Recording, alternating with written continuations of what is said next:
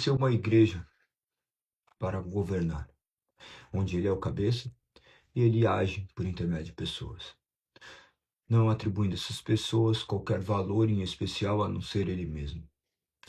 Isso humilha o ego humano, isso faz com que o homem se torne cada vez mais submisso a Deus e veja que todo poder emana deste ser transcendente e imanente, transcende aquilo que nossos olhos veem e está dentro daquilo que nossos olhos sequer conseguem contemplar. Que você possa compreender hoje como Deus age na vida das pessoas, que você possa ver Deus governando a sua igreja por intermédio de homens, ainda que imperfeitos. O poder perfeito atua soberanamente. Que você tenha mais um dia abençoado, que possamos mais um dia meditar nas Sagradas Escrituras, nos mantermos vigilantes acerca daquilo que ele estabelece e nos dirigir de maneira que o nome dele seja eternamente glorificado. Bom dia a todos. Vamos para o nosso 18º dia acerca da confissão helvética dos fundamentos da fé. Nós estamos hoje também no livro de número 6, iniciando os livros históricos da Bíblia.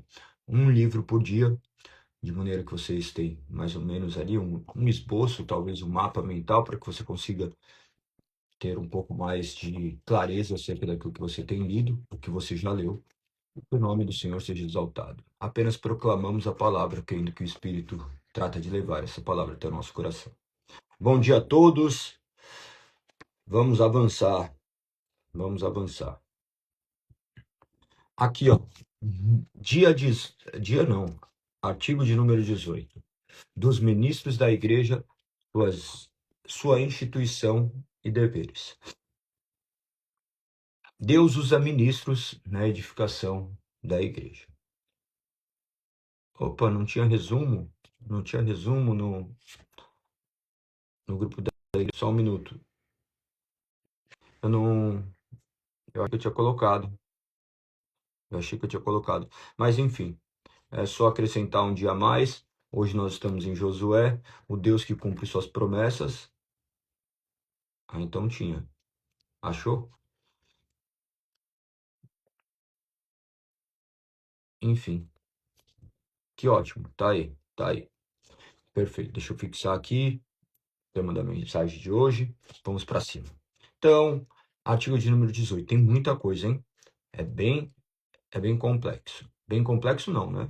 É bem extenso, mas complexo, creio que não. Como eu já gosto de ressaltar, vocês têm que entender toda essa organização lógica que emana dessa construção de Henrique Bullinger. Você está vendo que ele está trazendo, edificando uma proteção para que as pessoas possam conhecer do que se trata a revelação dessa palavra, da palavra de Deus. Ele começa a mostrar acerca da salvação, você vai ao longo do tempo entendendo o que é isso. Você vai vendo em cada etapa dele ali, ele mostrando o que é arrependimento, o que é justificação, o que são as obras, como que essas obras retratam a verdadeira fé. Vê o que se trata a igreja, conforme nós abordamos ontem, como que ela atua, quem é o cabeça da igreja. E agora ele traz outro meio que é utilizado por Deus para a manutenção do seu povo.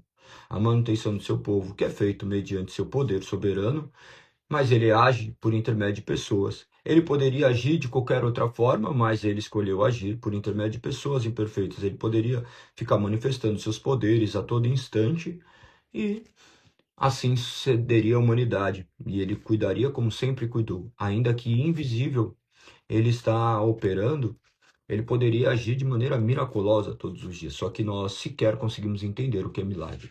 Nós sequer conseguimos compreender do que se trata este Deus agindo. Você talvez imagina que milagre seja apenas coisas sobrenaturais, só que milagre nós temos que definir como algo que acontece fora daquilo que é o padrão estabelecido, porque daí nós conseguiríamos chegar a um padrão do que é milagre.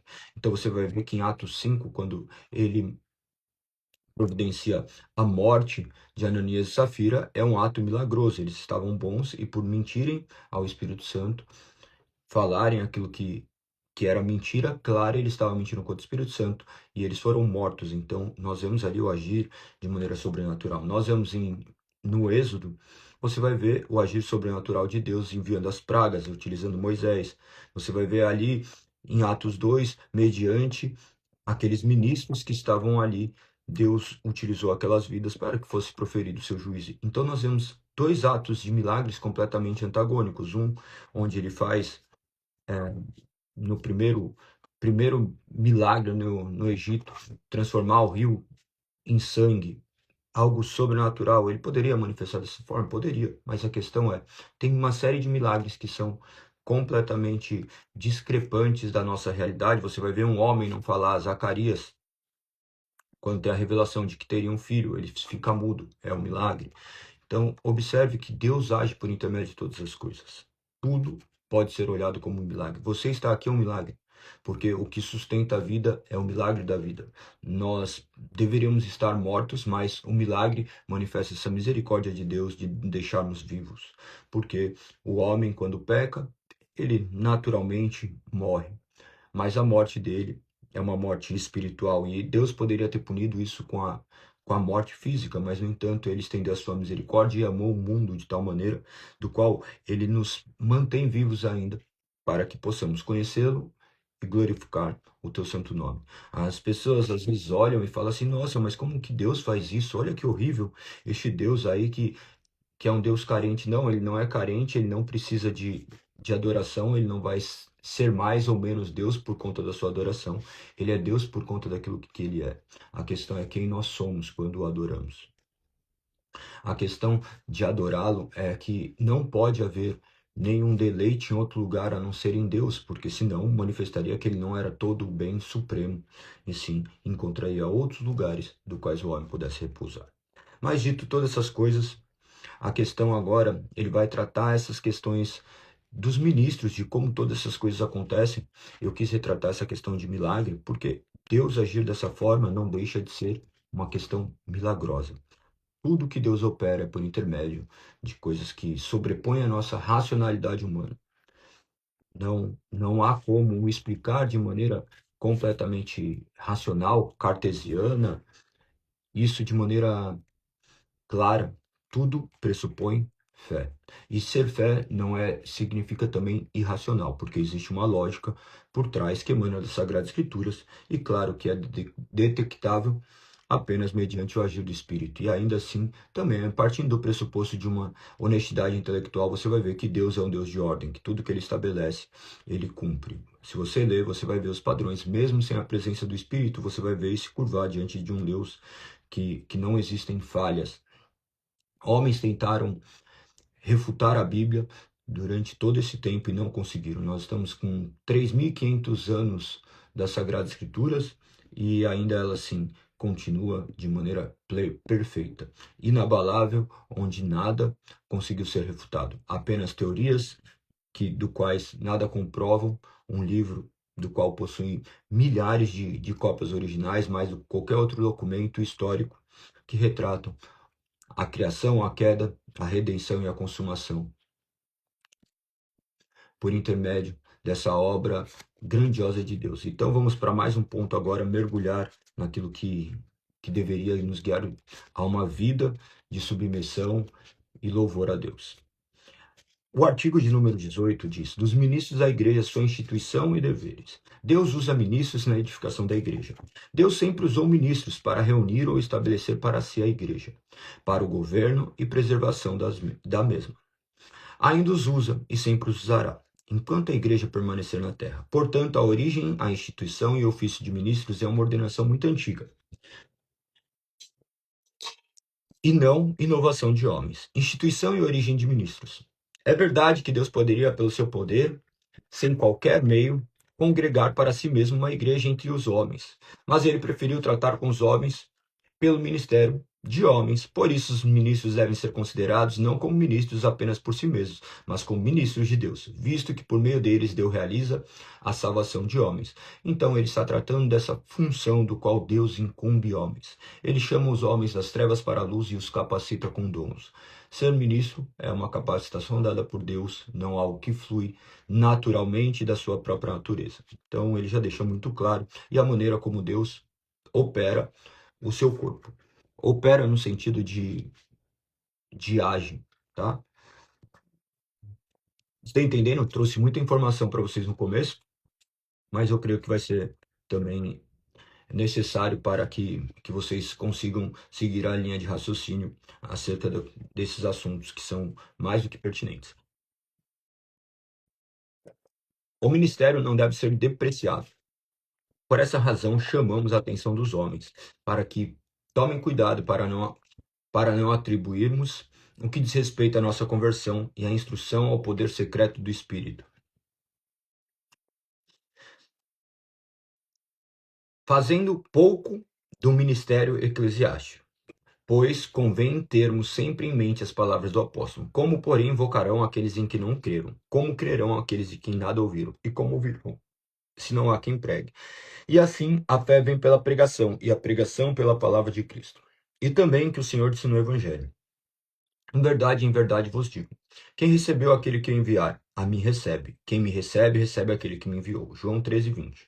De igual modo, um homem da Macedônia que apareceu numa visão a São Paulo, enquanto este se encontrava na Ásia, secretamente o admoestou, dizendo: passa a Macedônia e ajuda-nos. Em outro lugar, o mesmo apóstolo diz: porque de Deus somos cooperadores, lavoura de Deus, edifício de Deus sois vós. Então, ele já retrata nesse início essa razão que ele chama a atenção dos homens para que tomem cuidado, para que não atribui o que diz respeito à nossa conversão e instrução ao poder secreto de Deus. Fazendo um pouco do ministério eclesiástico. Ministério eclesiástico, eclesia está ligado a chamados para fora, e eclesia está relacionado a tudo aquilo que acontece dentro do corpo da igreja, tá? Então, para que isso não seja meramente tido como um agir espiritual e não também natural e como obrigação do homem. Nós vemos aqui ele falando acerca da pregação do evangelho, como haverão os que creem, se não haverão os que preguem. Então, você naturalmente deve também assumir essa responsabilidade que não é apenas do ministro. Todos nós somos chamados a sermos proclamadores dessa palavra, sabendo que Deus age através de nós. Deus nos capacita, ele age e nós, de certa forma, temos essa responsabilidade. Isso, como isso age, ninguém vai conseguir te explicar, tá? Acerca da soberania de Deus e a responsabilidade humana. É uma linha que caminha de maneira paralela, de maneira sobrenatural, do qual ninguém conseguiu explicar e não vai ser eu que vou conseguir explicar isso. Mas, de qualquer forma, eles estão intimamente relacionados e conectados ao que as Sagradas Escrituras nos dizem. Continua dizendo: por outro lado, no entanto, devemos precaver para não atribuirmos demasiado aos ministros e ao ministério, aqui também lembramos das palavras de nosso Senhor no Evangelho. Ninguém pode vir a mim se o Pai que me enviou não a trouxer. E as palavras do apóstolo: quem é Apolo e quem é Paulo? Servos por meio de quem crestes, e isso conforme o Senhor concedeu a cada um. Eu plantei, Apolo regou, mas o crescimento veio de Deus. De modo que nem a planta é alguma coisa, nem o que rega, mas Deus que dá o crescimento.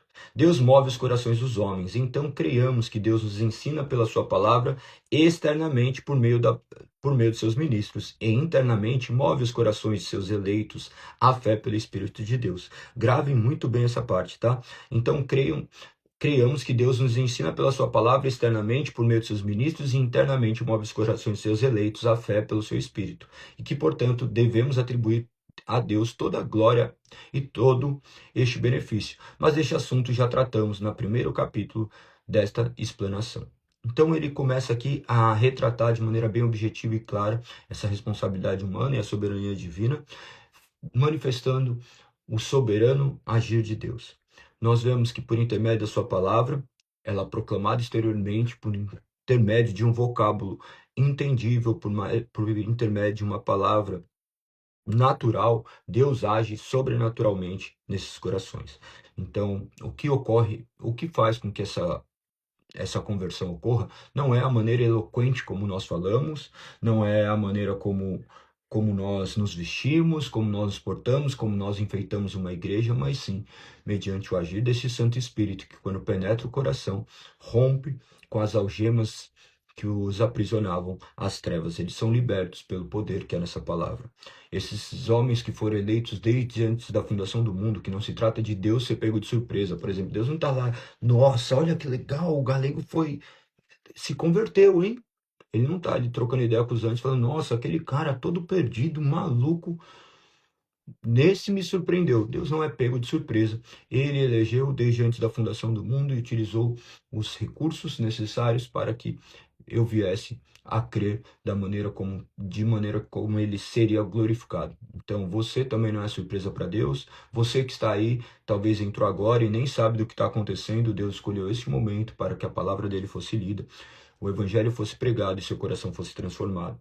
Galego, mas como? Você está pregando o evangelho? Sim, estou pregando o evangelho. Estou falando sobre o evangelho. Falar sobre o evangelho é pregar o evangelho. Estou usando as palavras que emano das Sagradas Escrituras e isso é mais do que suficiente para converter o mais duro dos corações. Como foi dito ali, então, em 1 Coríntios capítulo 3, versos 5 e 7, onde ele trazia quem é Apolo, quem é Paulo, servos por meio de quem cresces, isso é conforme o Senhor concedeu a cada um. Eu plantei, Apolo regou, mas o crescimento veio de Deus, de modo que nem o que planta é alguma coisa, nem o que prega, nem o que rega, mas o Deus que dá o crescimento. Paulo planta, Apolo rega, mas é Deus que dá o crescimento. E é dessa forma. Nós cremos que essas palavras são suficientes para desvendar os olhos que estavam antes cegos. Nós vemos Deus atrair os homens por intermédio da sua palavra, e ele utiliza homens, seres humanos. Então proclame a palavra. Talvez você nunca levou ninguém para a igreja, né? Mas isso é para que a gente não se torne arrogante, se valendo de um poder que nós não temos. Mas saiba que você proclamando o evangelho, outras pessoas serão impactadas. Proclame o evangelho. Como? Vai e fale. Como? Galego, o que eu preciso falar? Eu preciso falar capítulos e versículos? Não. Fale de um Deus que salva. Fale de um Deus que restaura vidas, que transforma vidas. Fale da misericórdia deste Deus bondoso. E acima de tudo, viva isso, porque as pessoas olharão também para o seu modo de vida. Ainda que você possa viver de maneira porcamente, a palavra de Deus também não está atrelada e presa a você, ao que você vive, porque a palavra de Deus é poderosa e soberana e opera em qualquer lugar e por intermédio de qualquer pessoa, porque Deus escolheu salvar por intermédio dessa palavra. Então, também não está atrelada ao seu modo de vida, mas o seu modo de vida, claro que testemunha o Deus que te salvou. Então, isso é muito sobre você. Vamos continuar, porque eu abro muitas janelas aqui lendo tudo isso e tem muitas questões que estão intimamente ligadas. Quem são os ministros? De que sorte são os que Deus deu ao mundo?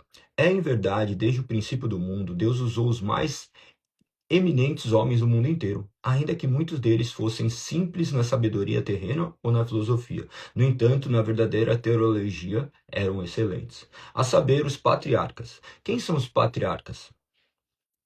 Quem são os patriarcas? Depois, se você leu as Sagradas Escrituras conosco, você sabe quem eram esses patriarcas. Nós falamos. Com os quais ele falou frequentemente pelos anjos. Se você não sabe, anote. Tá? Quem são os patriarcas? Não seja conformado em ouvir palavras que você não sabe do que significa. E que se você procurar, você vai encontrar a resposta. E isso daí vai fixar na sua memória. Muito mais do que chegar e falar assim, ó, os patriarcas são tananã, tananã, tananã. Ainda que seja uma informação, quando você demanda esforço, isso gera conhecimento. Então, a intenção não é eu criar pessoas aqui dependentes de mim, é criar pessoas que vão ser autônomas para que possam pregar o evangelho.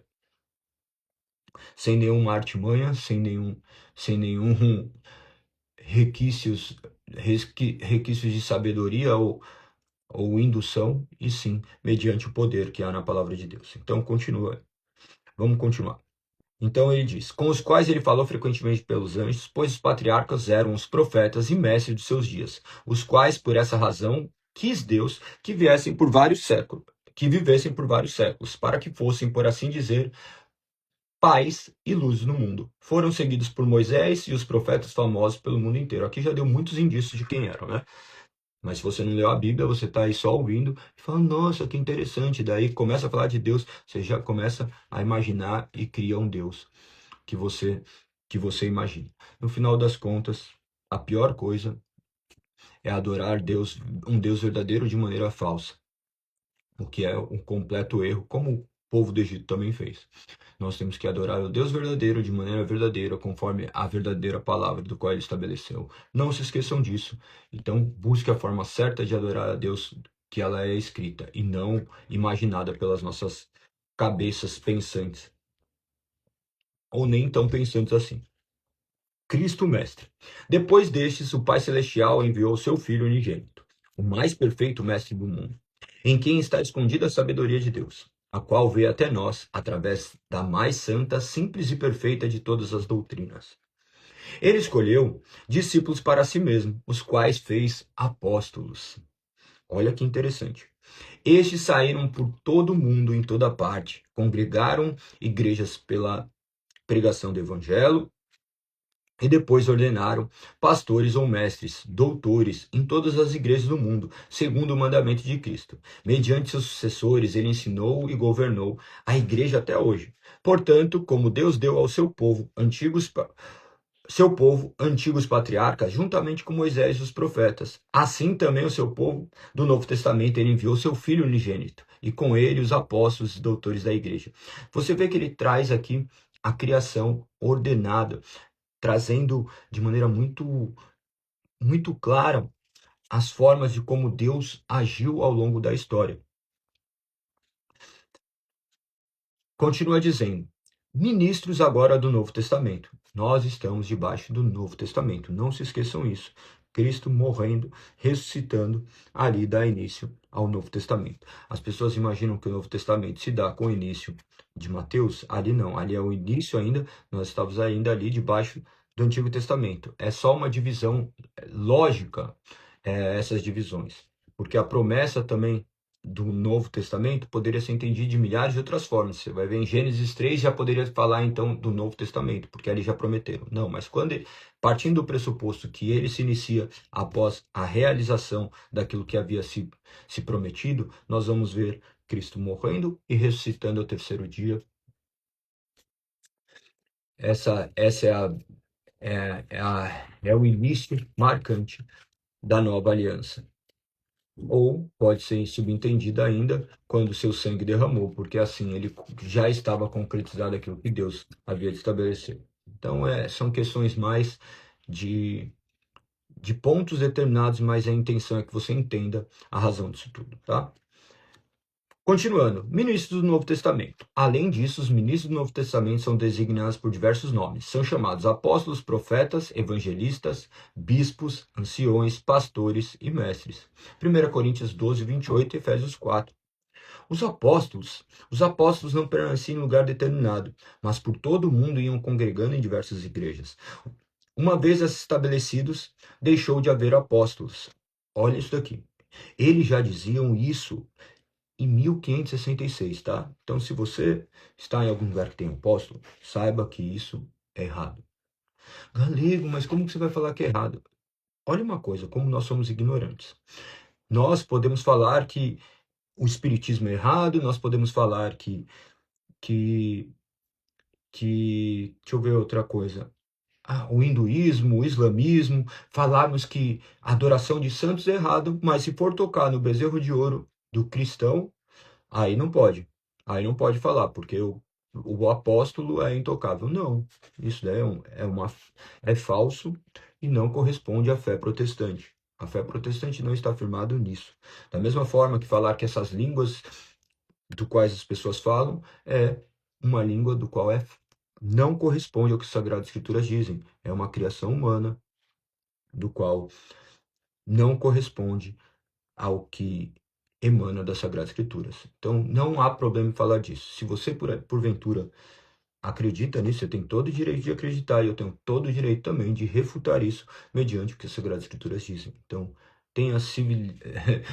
seja civilizado e saiba agir com opiniões diferentes da sua. Apenas defenda os seus argumentos de maneira do qual emane das Sagradas Escrituras. Ainda que muitos usam as Sagradas Escrituras, vocês vão ver que são construções completamente modernas, do qual a história não retrata sobre isso, em muitas coisas. Então, busquem documentos históricos. Acima de tudo, busquem as Sagradas Escrituras e tenho certeza que vocês encontrarão a resposta, mediante o agir do Espírito Santo. E que possamos conviver com as nossas diferenças. Vamos continuar. Então, os apóstolos não permaneciam num lugar determinado, mas por todo o mundo iam congregando diversas igrejas. Uma vez estabelecidos, deixou de haver apóstolos, e em seu lugar apareceram pastores, cada um em sua igreja. Profetas, nos primeiros tempos, eram videntes, conhecendo o futuro, mas também interpretavam as escrituras. Olha que interessante, aqui já vai destruindo todos esses cargos aí que foram criados e as pessoas se curvam diante deles, tá? Se você conhece algum apóstolo, ele é um falso apóstolo, tá? Os apóstolos que existem estão registrados nas Sagradas Escrituras, todos os outros são falsos apóstolos, falsos homens que estão usurpando aquilo que Deus estabeleceu. Nos primeiros tempos eram videntes, então os profetas, mais uma vez, nos primeiros tempos eram videntes, conhecendo o futuro, mas também interpretavam as escrituras. Tais homens são encontrados também hoje. Evangelistas. Os escritores da história evangélica eram chamados evangelistas, mas eram também arautos do evangelho de Cristo. Aqui há uma divergência, tá? Quanto ao pensamento protestante, do qual emana de uma maneira um pouco mais clara. Por quê? Essa questão de profetas também dá um grande problema, porque daí algumas pessoas vão olhar por determinada linha de raciocínio, que profetas são aqueles que proferem as verdades das Sagradas Escrituras, outros adequam a um contexto completamente errado, achando que Deus se comunica com essas pessoas de maneira íntima, conhecendo o futuro. Então, é um grande problema do qual também demandaria muito tempo para ficar falando. Mas parte do pressuposto que os profetas bíblicos eram completamente contrários do que aparece hoje em dia.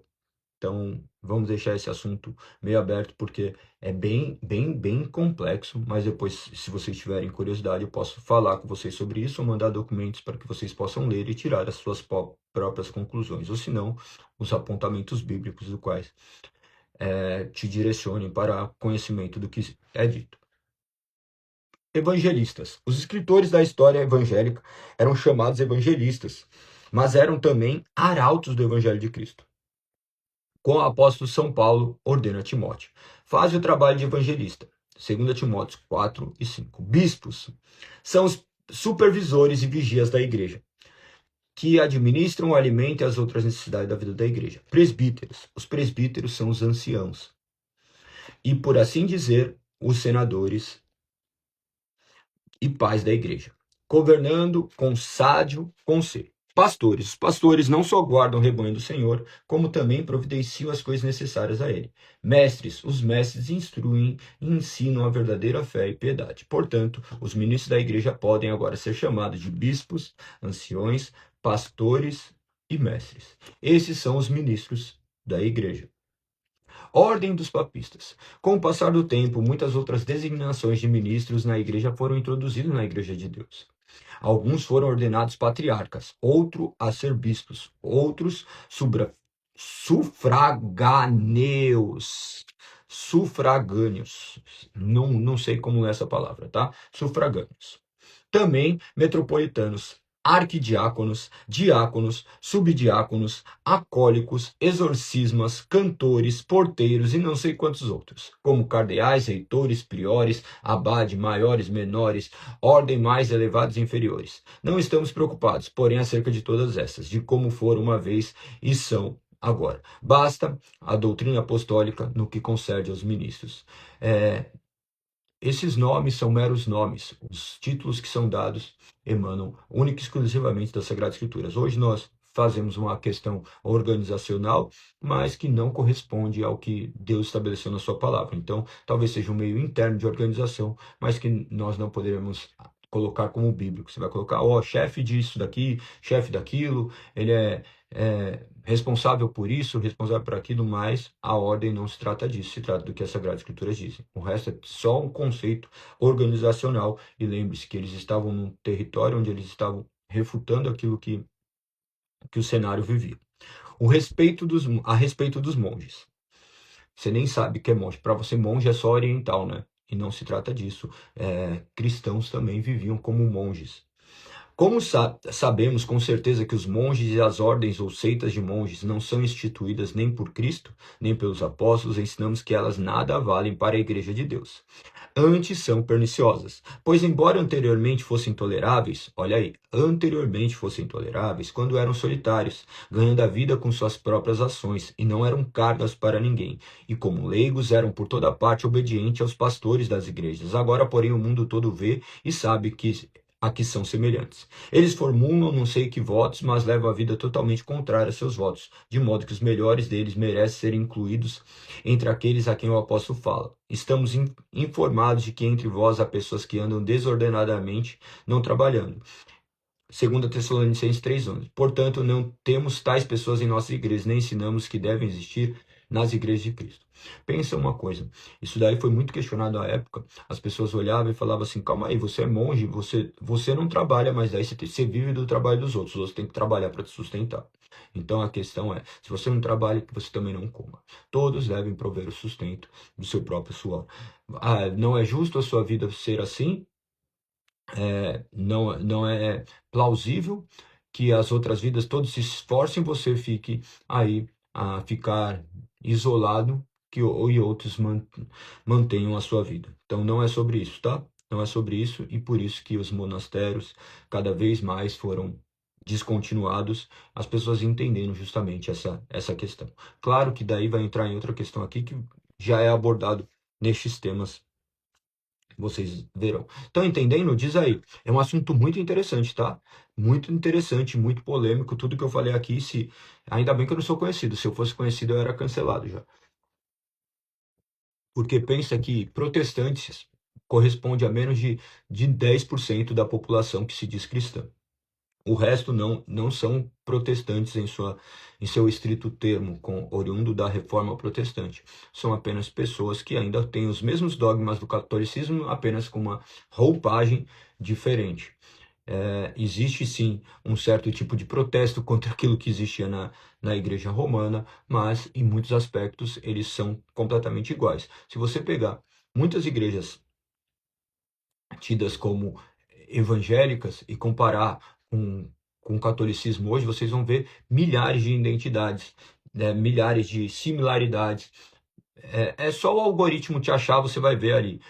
As músicas são tocadas da mesma forma, a liturgia do culto é da mesma forma, e você vai ver cada vez menos Deus nisso. Você vai ver cada vez mais a preponderância do homem, onde o homem está prestando um culto a si mesmo e não glorificando a Deus. Onde o centro é sempre o homem buscando sempre ali a preponderância. Você vai ver homens adorando os seus próprios ídolos, colocando ali bandas do quais eles têm a sua admiração por aqueles homens e não por aquilo que eles carregam, reverenciando a Deus. Você vai ver constantemente isso, tanto que muitas vezes os púlpitos se tornaram verdadeiras plataformas de visibilidade, o qual Deus repudia. Ainda que tenhamos que usar toda a questão de influência do que Deus também nos capacita, mas que isso não seja para nossa honra e glória, mas sim para a honra e glória de Deus. É assunto bem polêmico, mas é o que trata e necessário para os dias de hoje. Podem falar aí, tá? Podem falar o que vocês quiserem, mas diz se vocês estão entendendo e se faz sentido isso para vocês também. Os ministros devem ser chamados e eleitos. Ninguém deve usurpar a honra do ministro eclesiástico. Isto é, apoderar-se dele por suborno ou quaisquer enganos, que por sua própria escolha. Lembre-se que antes as pessoas compravam esses cargos eclesiásticos, tá? Antes, lá no passado, agora não acontece nada disso, tá? Agora não acontece nada disso, agora nós vivemos num mundo perfeito. Claro que isso daí se trata de cinismo, mas nós vemos ainda acontecer tudo isso que sempre aconteceu. Pessoas estando em cargos do quais foram comprados em troca de influência, em troca de milhares de coisas. Então preste muita atenção quanto a tudo que você tem visto dentro das instituições, mas saiba que a instituição ser errada não diz Deus ser errado. E não é porque não existe uma igreja perfeita que você não deve fazer parte de uma igreja. Isso é necessário para que você olhe e abra seus olhos. Caso você veja alguma coisa que está em desacordo com a palavra de Deus, você tem todo o direito de chegar e falar com as pessoas que estão ali para que haja correção. Então todos vigiamos todos. Nós somos uma comunidade onde o único Cristo há um único Cristo, um único cabeça. Nós devemos andar em comunhão e unidade, sempre olhando para aquele que nos chamou das trevas para a maravilhosa luz. Continua dizendo que os ministros da igreja sejam chamados e eleitos por eleição geral e eclesiástica, isso é, que sejam eleitos escrupulosamente pela igreja ou por aqueles que dela receberam delegação para tal fim, na devida ordem, sem qualquer tumulto, divisões ou rivalidade. Não se eleja qualquer um dos homens idôneos, que se distinguam por suficiente cultura sagrada, piedosa eloquência, sabedoria simples e, por fim, pela moderação e reputação honrada. Segundo a regra apostólica fixada em 1 Timóteo capítulo 3 e Tito capítulo 1. Aqui estão os requisitos para que possam ser eleitos. Você já vê aqui essa questão. Não se eleja qualquer um dos homens idôneos, que se distinguam por suficiente cultura sagrada. Ou seja, ele está falando que são essas pessoas e quais são essas características. Aqui vai a questão agora de ordenação. E os que forem eleitos sejam ordenados pelos anciãos com orações públicas e imposição de mãos. Você vê que ele está mostrando todo o rito. É muito bonito, porque nós temos aqui e podemos reproduzir aquilo que sempre foi feito, aquilo que é estabelecido conforme as Sagradas Escrituras. Então não tem pompas, apenas o poder de Deus agindo. E os que forem eleitos sejam ordenados pelos anciãos com orações públicas, imposição das mãos. Anciãos e anciões é uma variação que existe na língua portuguesa, tá? É um dos poucos termos que suportam tal variação. Anciãos e anciões. Agora, cristãos e cristões não dá. E continua dizendo, imposição de mãos. Aqui condenamos todos quantos concorrem por conta própria, não sendo escolhidos, nem enviados, nem ordenados. Jeremias capítulo 23. Condenamos os ministros ineptos e desprovidos dos dons necessários a um pastor. Ao mesmo tempo, reconhecemos que a inocente simplicidade de certos pastores na igreja antiga por vezes aproveitou mais a igreja do que a erudição multiforme, refinada e elegante, mas demasiado enfudada de outros. Por esse motivo, não rejeitamos nem mesmo hoje a simplicidade honesta de alguns, que não é, porém, de modo algum, ignorante. É muito belo quando retrata essas questões, porque não se trata da eloquência e a capacidade do homem, mas do poder que Deus opera. Então não é pelo grau de erudição, mas sim pela ordem estabelecida por Deus de como as pessoas se reúnem. Eu não, por exemplo, como surgiu a igreja cristã protestante Confronto, não foi eu sou pastor. Não, de forma alguma. Nós nos reunimos há muito tempo e depois eles enxergavam em mim o pastor do qual estava ali sob a supervisão deles e não se enquadravam em outras igrejas. Nós não conseguíamos ir para outro lugar, embora tentássemos. Então, outros ministros também reconhecendo aquilo que havia sobre a minha vida, que ali tinha um povo, que ali tinha uma igreja, também fizeram essa ordenação, os membros reconhecendo como pastores, eles se colocando livremente sob essa supervisão e vivendo agora nessa unidade e Deus trazendo mais pessoas para a honra e glória do nome dele. Somos uma igreja pequena, somos uma igreja completamente atípica, pelo que tudo que você ouve aqui deve contrariar muito do que você já viu ou talvez imagine, mas é o que as Sagradas Escrituras nos dizem e o importa é apenas sermos fiéis a Deus e se Deus quiser, ele mantém conforme a sua soberania. Continua dizendo, sacerdócio de todos os crentes. Aqui vai outra questão primordial. O sacerdote é aquele que fazia a mediação entre Deus e o homem, né? Embora só há um mediador entre Deus e o homem, esse é Cristo Jesus, mas os homens são usados. Então, o sacerdócio é o quê? É a capacidade de todos os crentes também serem esses mediadores, de proclamarem essa palavra, sabendo que Deus há de usar essas vidas para que mais vidas sejam transformadas. Olha o que diz. Sem dúvida, os apóstolos de Cristo designam todos os que creem em Cristo como sacerdotes, não por causa de qualquer ofício, mas porque por Cristo todos os fiéis, feitos reis e sacerdotes, podemos oferecer sacrifícios espirituais a Deus. Êxodo 19:6, 1 Pedro 2:9, Apocalipse 1:6. Portanto, o sacerdócio e o ministério são bem diferentes um do outro. O sacerdócio, como acabamos de dizer, é comum a todos os cristãos. O mesmo não acontece com o ministério. Nem abolimos o ministério da igreja pelo fato de termos repudiado o sacerdócio papístico da igreja de Cristo.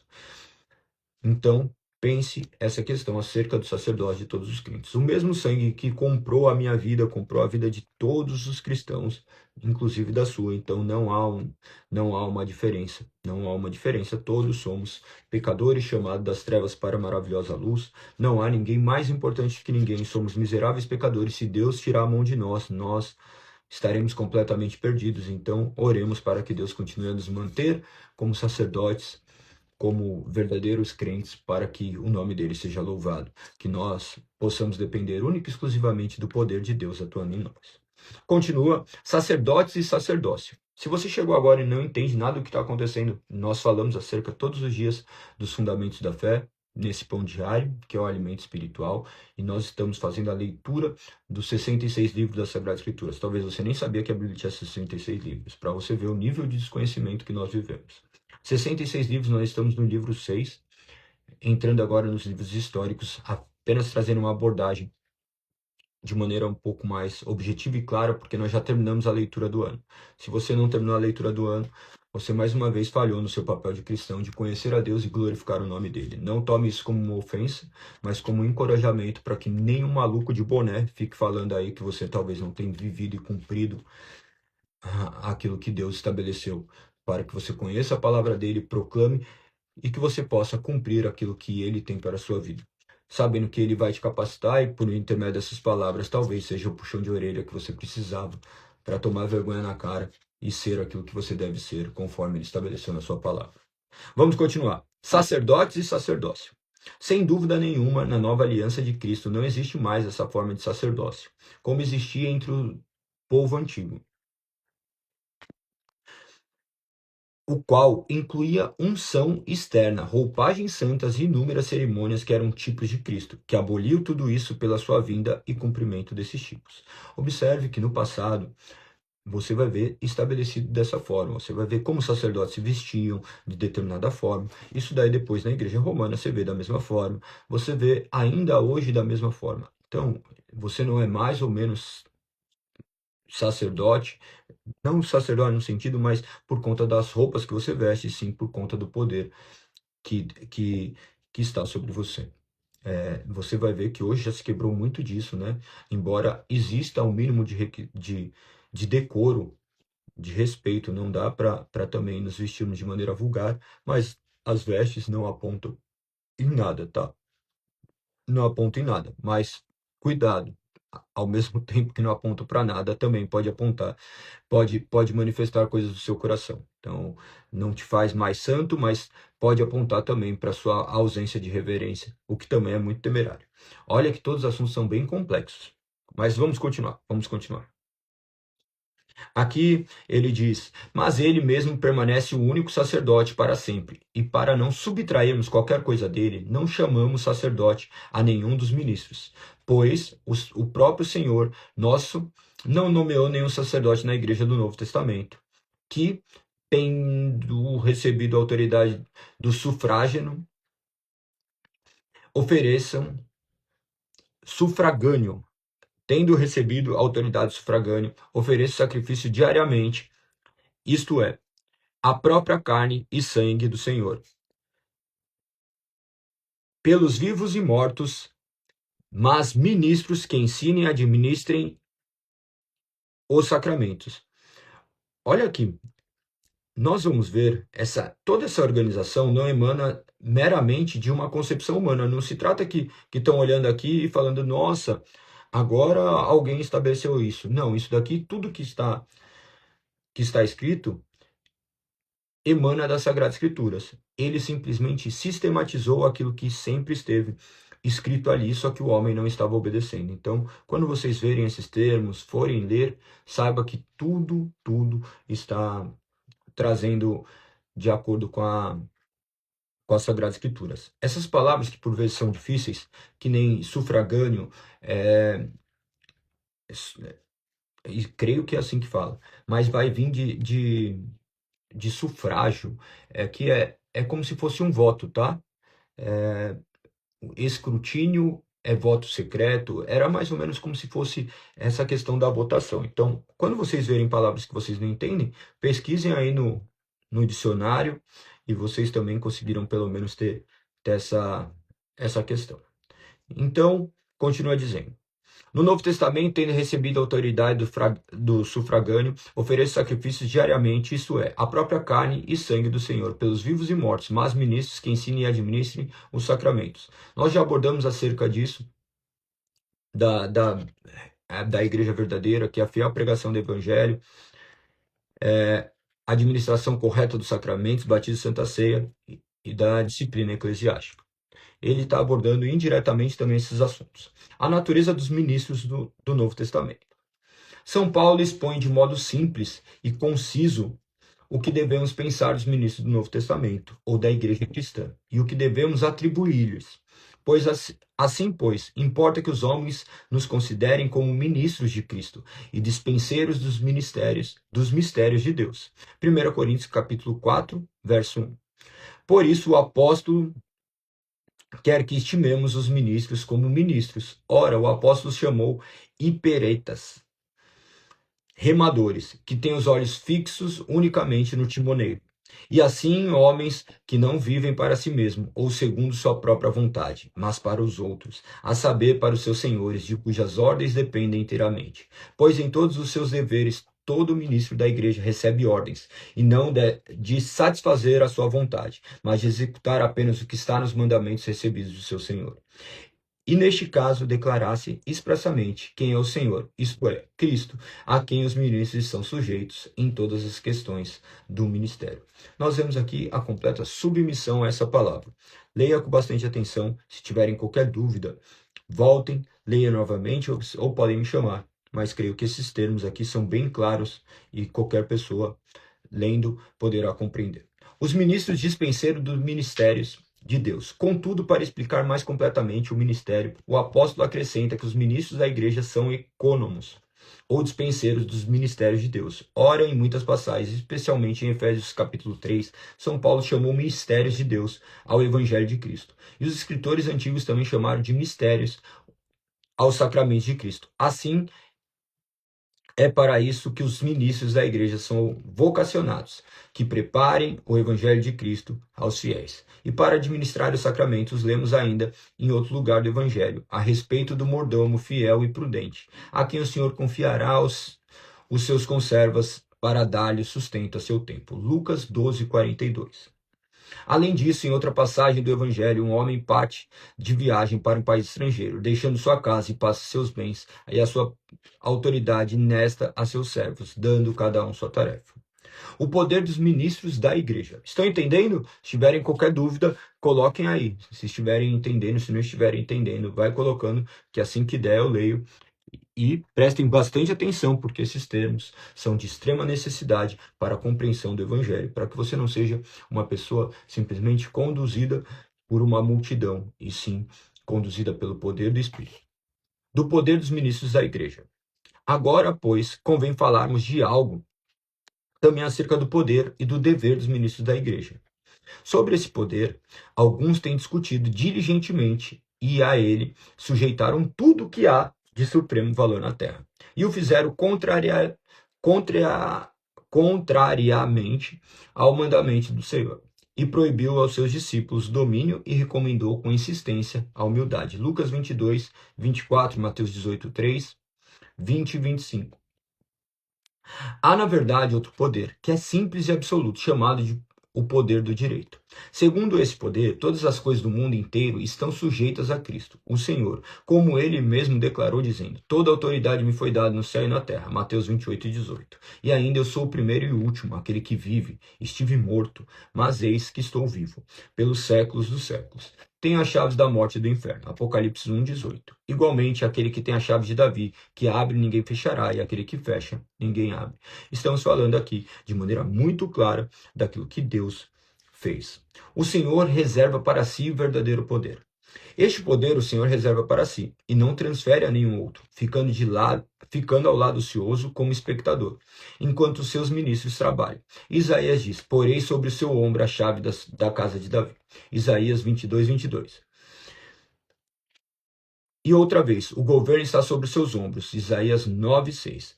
Ele não lança o governo sobre os ombros de outros homens, mas ainda conserva e usa seu próprio poder para governar todas as coisas. Então, nós falamos de uma igreja visível, mas que é governada por um Deus invisível. Um Deus que opera por intermédio da sua soberana palavra e age por intermédio do teu Santo Espírito.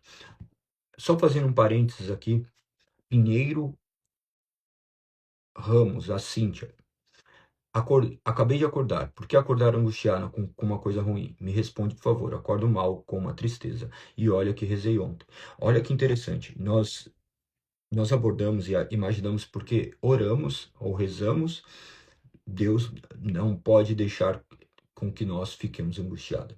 As nossas angústias estão atreladas aos nossos pensamentos nos lugares errados. Porque se olharmos para o ponto certo, olharmos para a suficiência de Cristo, nós conseguiríamos lidar com todas as questões. Todas essas angústias, todo ser humano passa. O que acontece é que nós temos esperado viver coisas que Deus não nos prometeu. A igreja vendeu para as pessoas, a falsa igreja vendeu para as pessoas ilusões. E as pessoas daí vão buscar um Deus que não corresponde à realidade.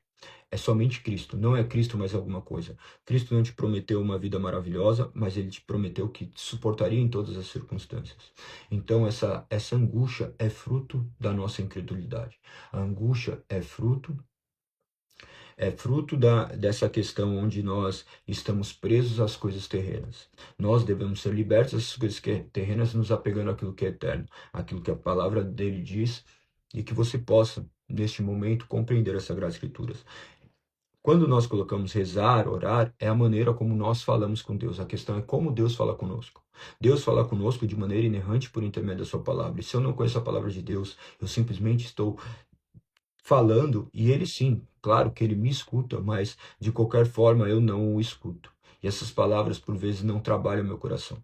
Primeiro que existe uma forma correta de orar. O que é uma forma correta de orar? Não é o padrão repetitivo de palavras, mas se trata daqueles desejos que devem ser colocados em nossas orações, que são lícitos serem colocados conforme Deus estabeleceu. Então, quando você olhar para essas questões, olhe sim para a sua compreensão acerca da palavra, para essa vida de intimidade. O homem foi feito para Deus. Enquanto o homem não repousa em Deus, ele continua perdido, buscando felicidades em lugares que ele jamais vai se encontrar. Outra pessoa perguntou: por que sua live chama Pão Diário? Justamente porque todos os dias nós falamos aqui sobre, e é uma alusão ao pão vivo que desceu dos céus. Ele é nosso alimento diário, ele é a nossa verdade, ele é nosso alimento que nos mantém vivos. Perfeito? Então vamos seguir. Vamos seguir. Continuando. O Senhor reserva para si o verdadeiro poder. Este poder o Senhor reserva para si e não o transfere a nenhum outro, ficando ao lado ocioso, com o espectador enquanto seus ministros trabalham. Isaías que diz: porei sobre o seu ombro a chave da casa de Davi. Isaías 22:22. Galera, eu vou ter que deixar mais tempo hoje, porque eu vou falar sobre o Antigo Testamento e a parte da história. Porque nós vamos entrar agora numa outra sessão, e é bem importante também. Então, eu vou ficar mais tempo. Eu sei que muitas pessoas têm que sair 7 horas que entram, mas depois assistam, porque senão vocês vão perder uma parte muito importante, tá? Muito importante. Isso mesmo, Cíntia, continue conversando com Deus, mas acima de tudo, leia a palavra dele, que essa é a maneira como ele fala ao seu coração, e não por intermédio dos seus sentimentos, das suas das suas sensações. Deus fala de maneira inerrante por intermédio da sua palavra, para que você não seja enganado. Então, leia as Sagradas Escrituras, conheça as Sagradas Escrituras. Se tiver dúvida, pode me chamar, manda direct ali que eu tento te ajudar. Ou se não, pode chamar todas essas meninas que sempre comentam aí. A Silvia, a Mari, se você se sentir mais à vontade, e elas poderão te auxiliar nesse momento de angústia, tá? Continua dizendo: esse poder o Senhor reserva para si, e não transfere a nenhum outro, ficando do lado ocioso como espectador enquanto seus ministros trabalham. Daí disse, Isaías que diz, porém sobre seu ombro a chave da casa de Davi, outra vez, o governo está sobre seus ombros. Isaías 9,6. Ele não lança o governo sobre o ombro de outros homens, mas ainda conserva e usa seu próprio poder e governo sobre todas as coisas. Então, não se esqueçam que o poder está única e exclusivamente sobre o poder de Deus.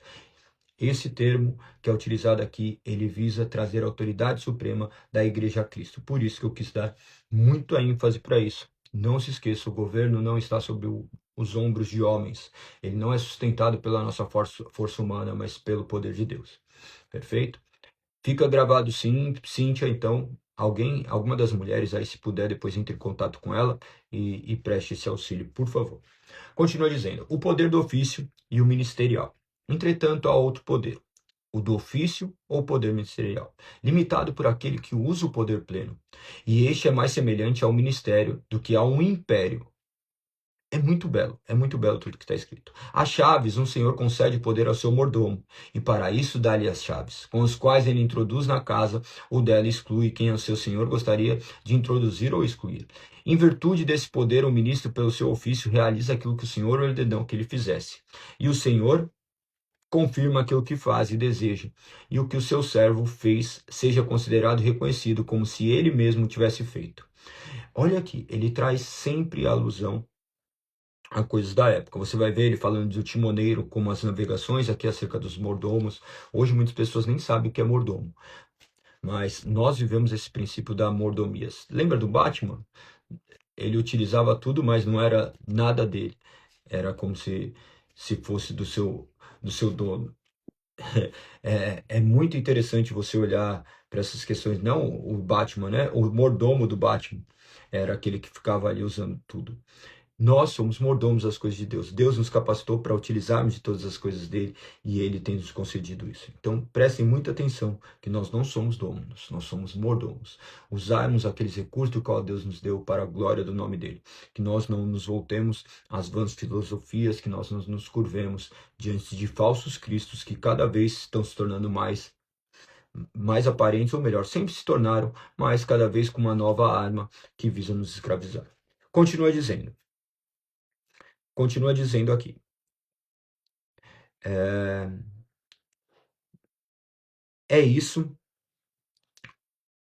É isso não. Indubitavelmente, é a isso que se referem essas sentenças evangélicas. Dar-te-eis a chave do reino dos céus. O que ligares na terra terá ligado no céu. E o que desligares na terra será desligado dos céus. Mateus 16, 19. Ainda se de alguns perdoares os pecados, são-lhes perdoados. Se os retiverdes, são retidos. João 20, 23. Mas se o ministro não agir em todas as coisas como o Senhor lhe ordenou, mas transgredir os limites da fé, então o Senhor certamente invalida aquilo que ele fez. Eis porque o poder eclesiástico dos ministros da igreja é aquela função pela qual eles de fato governam a igreja de Deus. Mas fazem todas as coisas na igreja como o Senhor as ordenou em sua palavra. Quando essas coisas são feitas, os fiéis as consideram como feitas pelo próprio Senhor, quando as chaves delas são acima de uma menção. Tem bastante coisa, mas eu vou falar mais rápido, não. Só vou me ater a ler um pouquinho mais, ou senão a gente pode terminar e caminhar para o resto. O poder dos ministros é um e o mesmo em todos. Ora, o mesmo é igual poder ou função é concedido a todos os ministros da igreja. Certamente, ou no princípio, os bispos ou os presbíteros governam a igreja em comum. Nenhum homem se eleva acima de qualquer outro. Ninguém usurpava maior poder ou autoridade sobre os co-episcopos. Lembrado das palavras do Senhor, aquele que dirige seja como que serve. Lucas 22, 26. Conservam-se em humildade e pelo serviço mútuo ajudavam no governo e na preservação da igreja. A ordem a ser preservada. Entretanto, por causa da preservação da ordem, alguns ministros convocavam a reunião da Assembleia. Perante ele propunha assuntos a serem apresentados. Reunia as opiniões dos demais, enfim, enquanto estava nele, providenciava para que não surgisse confusão. Assim procedeu São Pedro, segundo lemos em Atos dos Apóstolos, do qual, contudo, não era por essa razão preferido pelos demais, nem revestido de maior autoridade que outros. Muito acertadamente disse o Mártir São Cipriano, do seu Simplicitate Clericorum. Os outros apóstolos eram seguramente o que era Pedro, dotados de semelhante associação de honra e poder, mas seu primado procede da unidade para que a igreja seja manifestada como sendo uma. Essa ordem sempre foi preservada e Deus o fez pela sua soberania. Como e quando um foi colocado diante dos outros. Olha que interessante, toda essa questão histórica vai retratando essa organização ministerial.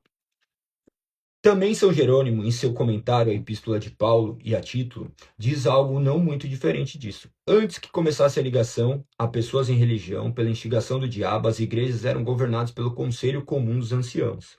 Mas, depois que cada um passou a pensar que aqueles que ele havia batizado eram seus e não de Cristo, decretou que um dos anciãos fosse escolhido e colocado sobre os demais, em que recairia o cuidado de toda a igreja, e que se removesse todas as sementes de cismas. Contudo, São Jerônimo não recomenda este decreto como divino, pois ele logo acrescenta: assim como os anciãos sabem pelo costume da igreja que se acham sujeitos ao que foi posto sobre eles, assim saibam os bispos que se acham sobre os anciãos, mais pelo costume do que pela verdade, de uma disposição do Senhor, e que devem governar a igreja em comum com eles. Até aqui São Jerônimo, por consequente, ninguém tem o direito de proibir o retorno à antiga constituição da igreja de Deus, e recorrer a isso com apoio do costume humano. O homem sempre tentando estabelecer a sua forma, mas Deus estabeleceu a sua forma de governo de maneira muito clara por intermédio das Sagradas Escrituras. Lembre-se de uma coisa, nosso governo é completamente transitório, nosso governo humano. Você vai ver as leis, elas vão se adequando ao padrão da sociedade. Nós vemos cada vez mais lerem serem promulgadas devido às coisas que vão acontecendo. Antes não tinha necessidade, mas determinado fato começa a acontecer, então se faz necessário. Vamos por uma questão aí qualquer. Deixa eu ver. O uso de celular nas escolas. Antigamente não era ruim. Agora parece que já começaram até a estabelecer determinado. Não sei se foi promulgada uma lei quanto a isso, mas você vê escolas que já não deixam os alunos levarem para a escola os celulares dentro da sala de aula. Então foi necessária uma lei para que fosse estabelecido. Dentro do governo humano, nós vamos estabelecer leis conforme a sociedade se desenvolve. Mas pensa que Deus é onisciente, ele já estabeleceu tudo aquilo que deveria perpetuar na igreja. Então não tem novas leis. Não tem novas leis. Claro que daí, decorrente da sociedade, a gente vai ter que estabelecer algumas coisas ali por princípios básicos. Por exemplo, antes as mulheres se vestiam com ordem e decência. Hoje não. Antigamente era um absurdo você ver mulheres mostrando a barriga. Hoje é completamente comum. Mas não é porque é comum que deve ser usado dentro da igreja. Então, tudo isso deve também ser ponderado. Existe uma forma estabelecida por Deus para se vestir? Existe, com ordem e decência. Daí não é, a questão é proibido? Não é. Mas a questão é do ambiente que você está inserido. Da mesma forma que você não vai se sentar perante um juiz. Eu, como advogado, por exemplo, eu não vou no juiz assim, eu não vou fazer uma audiência desse jeito. Não tem o mínimo cabimento. Então, a gente começar a ter um pouco mais de discernimento acerca dessas coisas e entendermos como que essa organização da igreja foi feita. Os deveres do ministro. São vários os deveres dos ministros, no entanto, em geral, se restringe a dois, nos quais todos os outros estão incluídos: o ensino evangélico de Cristo e a legítima administração dos sacramentos. Aqui, o que os ministros devem fazer, tá? É dever dos ministros reunir a Assembleia Sagrada e nela expor a palavra de Deus, aplicar toda a doutrina, a razão e o uso da igreja, de modo que o que for ensinado seja útil aos ouvintes e edifiquem os fiéis. É dever dos ministros, afirma, ensinar os ignorantes e exortar, estimular os indecisos ou ainda os que caminham lentamente a avançar no caminho do Senhor. Consolar e confirmar os pusilânimes. Eu não sei o que significa pusilânimes, tá? E armá-los contra as multiformes tentações de Satanás. Depois eu vou perguntar aqui o que significa Calma aí que eu vou pesquisar agora, porque senão eu vou esquecer. Pusilânimes. Eu nunca ouvi essa palavra. Se alguém já ouviu, me fala. Pusilânimes. E quando aí eu li, passou batido. Ó, de ânimo pequeno, tá? Pusilânimes de ânimo pequeno. Não associei ao radical da palavra. E armá-los contra as multiformes tentações de Satanás. Corrigir os que pecam, reconduzir ao caminho os transviados. Se a gente usa essa palavra hoje, é cancelado, tá? Mas essa palavra que está utilizada aqui. Reconduzir ao caminho os transviados, levantar os caídos, convencer os que contradizem, expulsar do rebanho do Senhor dos Lobos. Repreender prudentemente e severamente os crimes e os criminosos. Não serem coniventes nem se calarem perante o crime. Mas, além de tudo isso, é seu dever administrar os sacramentos, recomendar o uso justo deles e pela sã doutrina, reparar todos os recebê-los, conservar também os fiéis numa santa unidade, impedir os cismas, enfim, catequizar os ignorantes, recomendar à igreja as necessidades dos pobres, visitar, instruir, conservar no caminho da vida os enfermos e os afligidos por várias tentações. Além disso, devem cuidar das orações públicas ou das súplicas em ocasiões de necessidade, juntamente com jejum, isto é, procurar uma santa obediência e cuidar do mais diligente possível de tudo que diz respeito à tranquilidade, à paz e à salvação da igreja. Olha os deveres do ministro.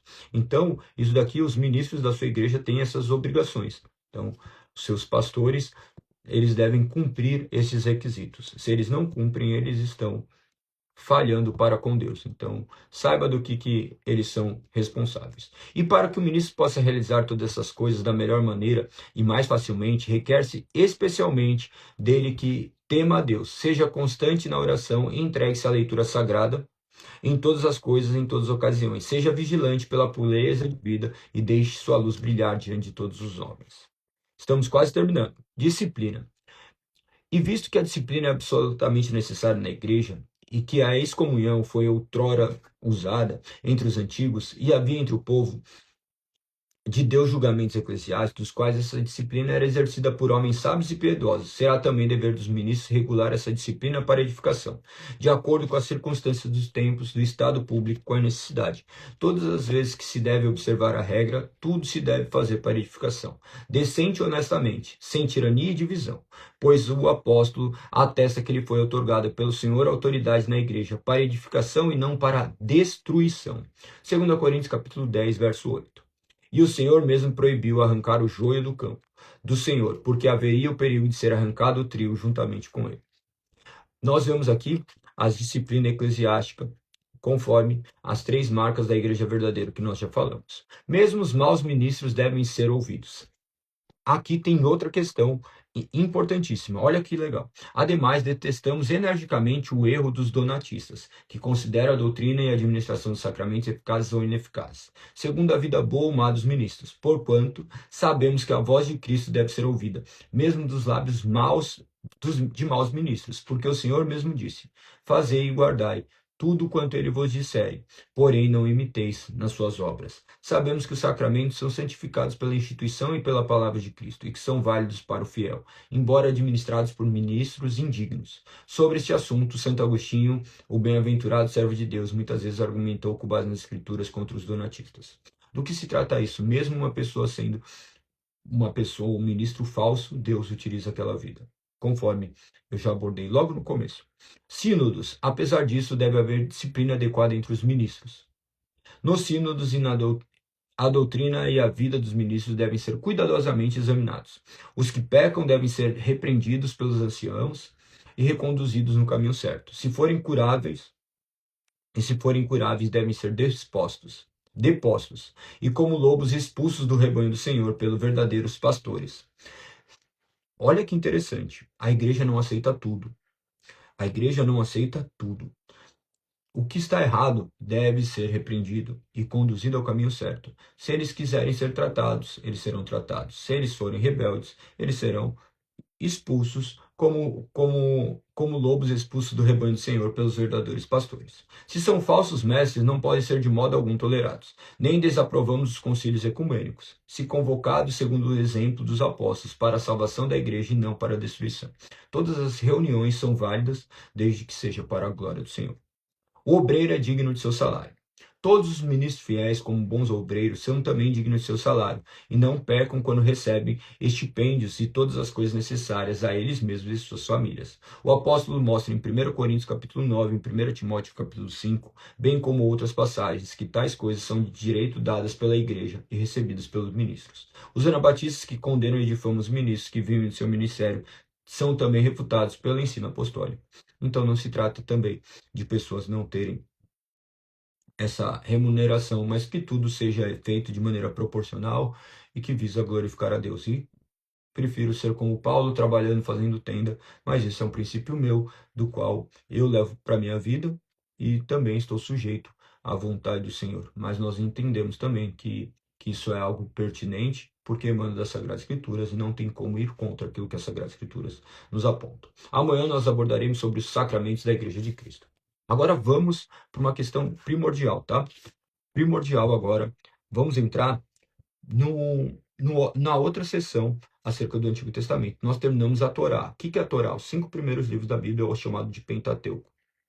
A lei de Moisés. São todos sinônimos. Quando vocês ouvirem, vocês vão associar. Nós abordamos esses 5 livros que você deve saber quais são. Gênesis, Êxodo, Levítico, Número e Deuteronômio. Agora nós vamos entrar no sexto, que é Josué. Lembra-se que tudo estava retratando o povo no Egito. Ali 430 anos eles caminhando pelo Egito, depois 40 anos no deserto, nessa transição de Moisés, e agora 30 anos de Josué, onde nós vamos entrar agora. Contudo, nós vamos abordar agora esses livros históricos. São 12 livros históricos, de Josué até Esther. Então, estão colocados ali em uma ordem que é lógica, embora não seja cronológica, tá? Ele, se fosse ver, ele terminaria em Neemias, começaria ali em Josué e terminaria em Neemias. Em Josué, depois Juízes, Ruth estaria entre Juízes, e Esdras e Esther estaria ali meio nesse período, se fosse olhar essa ordem cronológica. Esses livros históricos, eles vão te direcionar a um panorama bem abrangente das Sagradas Escrituras. Vocês vão pegar agora também as questões dos juízes e também até o fim, até a reconstrução do templo. Então aqui você vai ter essa clara percepção do que é as Sagradas Escrituras. As pessoas têm negligenciado a leitura da Bíblia de maneira integral, como fizeram no passado. Isso gera milhares de divergências quanto ao pensamento do que a Sagrada Escritura nos aponta. Então, leia com atenção a Bíblia de maneira integral. O Novo Testamento não é mais importante que o Velho. O versículo primeiro não é mais importante do que o último versículo das Sagradas Escrituras. A Bíblia inteira, de Gênesis a Apocalipse, é a palavra de Deus e toda ela é o suficiente para nos direcionar. Leia com bastante atenção para que vocês possam compreender. Esses livros históricos, vocês vão ver aqui, ele dividido em 2 grupos, tá? Antes do cativeiro e depois do cativeiro. Todos os que estão, que não são Esdras, Neemias e Esther, são antes do cativeiro. Depois do cativeiro, então, Esdras, Neemias e Esther. Todos esses livros históricos. Se você quiser fazer anotações na sua Bíblia, isso vai tornar muito mais fácil a leitura, tá? Então, o Antigo Testamento, ele se inicia em Gênesis e termina em Neemias. Deixa eu ver outras questões que são importantes. Tem muita questão importante. Daí eu vou ficar muito tempo falando acerca disso tudo. Se vocês entenderem agora, dentro desse período histórico, tem alguns pontos aqui que são primordiais e importantes deste período. Você vai ver a mudança de forma de governo, de teocracia para monarquia. Lembra-se, teocracia era o governo de Deus, monarquia depois, quando existia ali um rei que foi pedido pelo povo. Daí você vai ver Saul, Davi e Salomão. O surgimento do ministério profético depois do ministério sacerdotal. Lembre-se que ainda estava no Egito, você vai ver o ministério sacerdotal e depois o ministério profético, as divisões das tribos, as tribos de Judá e Israel, que vocês vão ver pós-governo de Salomão, você vai ver essa divisão das tribos, eles se separando em Reino do Norte e Reino do Sul, que nem nós já lemos nas Sagradas Escrituras. Depois, a conquista pelos inimigos e o cativeiro de Judá, Israel e Judá sendo exilados, e o retorno do cativeiro babilônico. Esses 5 temas aqui são primordiais para vocês conseguirem ler esses livros históricos. Creio que você sabendo disso, talvez isso se tornará mais simples essa mensuração. Então, hoje é o livro de Josué que se trata deste 6º livro das Sagradas Escrituras, a continuação do livro de Deuteronômio, onde Josué dá início à entrada e a conquista da terra prometida e a repartição de terra. Deixa eu ver outras questões que são importantes. Então, é em Canaã, a conquista e a divisão dessa terra. O período, eu já mencionei para vocês, aproximadamente 1430 até 1440, esses 30 anos. Você vai ver Moisés libertando o povo da escravidão no Egito, levando até a divisa da terra prometida, e depois Josué os fazendo entrar ali e possuir essa terra. Você pode fazer uma analogia como Moisés significando a lei e Josué significando a graça, tá? Continua, lembre-se que Moisés não adentrou a terra prometida, ele simplesmente viu. Lembre-se que Josué estava ali junto com Josué e Caleb quando eles fazer a expiação dessa terra, e eles ainda deram um parecer favorável. E daí, decorrente disso, depois só de 40 anos que eles entraram, todos os outros que viram não entraram nessa terra prometida. Então, sendo preservados apenas 2 representantes, essas 2 tribos, Caleb era de Judá e Josué de Efraim. Deixa eu ver, tem mais coisas aqui que são bem interessantes. Você vai ver de onde vem Josué. Você viu ali Josué em muitos momentos junto com Moisés. É retratado ali a sua fidelidade e essa união. Eventos marcantes do livro de Josué. Temos a história de Raabe, a prostituta. Você já viu que ela acolhe os espias, salvando ela e a sua família. Muito interessante você ver também o cordãozinho vermelho que simboliza o sangue. Tudo é repleto de simbologias que apontam para Cristo. Moisés leva o povo a atravessar o Mar Vermelho, Josué leva o povo a atravessar o Rio Jordão, também a pés enxutos, o mar se abrindo, depois o Rio Jordão se secando, as quedas das muralhas de Jericó, que é fantástico, você vai ver que o homem não faz nada, Deus faz tudo, Deus opera por intermédio do seu poder, derrubando uma muralha. O pecado de Acã, o sol e a lua detidos por quase um dia inteiro, Deus parando o sol e a lua. Hoje, cientificamente também, já fizeram um estudo disso daí e abordaram algumas questões acerca de um período de tempo onde o tempo parou. É muito louco.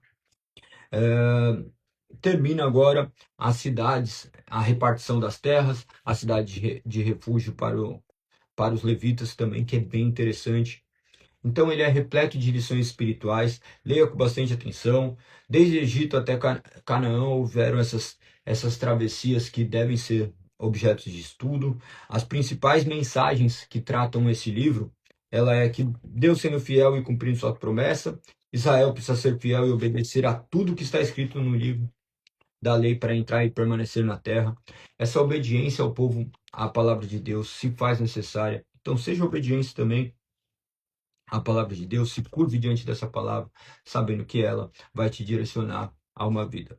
A divisão principal do livro pode ser em 2 partes, do capítulo 1 ao 12, onde tem a conquista da terra prometida, e depois do 13 ao 24, a divisão da terra prometida. Ou poderemos ainda olhar de outra forma, de 1 ao 5, a entrada de Canaã e a preparação para a conquista, depois do 6 ao 12, essa conquista propriamente dita. E você pode ver ainda do 13 ao 21 a divisão do território e do 22 ao 24 acontecimentos finais. Tudo se torna muito mais fácil. Quando você vai ler alguma coisa, você olha no índice, fica mais fácil localizar. Então, quanto mais vocês fizerem essas anotações, mais fácil vai fazer. Pensa que eu terminei nesse ano, agora é a minha 15ª 15ª leitura das Sagradas Escrituras. E eu parece que eu nunca li. Parece que eu nunca li. Todas as vezes que eu vou ler, parece que eu pulei algumas partes onde eu estava, que nem agora. Eu tinha lido ali o Pusilânimes, eu não, parece que eu nunca tinha lido, que eu não tinha visto. E é natural, porque nosso cérebro, ele vai pulando algumas coisas, na hora que você vai lendo, ele imagina que já sabe e vai pulando. É necessário termos diligência com as coisas de Deus, e que Deus seja louvado por intermédio disso tudo. Então, mais um dia para a honra e glória do Senhor. Amanhã nós já vamos para o 7º livro, nós vamos para Ruth, que você também possa ler com bastante atenção. Se você não leu as Sagradas Escrituras, comece agora, leia capítulo por capítulo, que Deus seja louvado por intermédio disso tudo.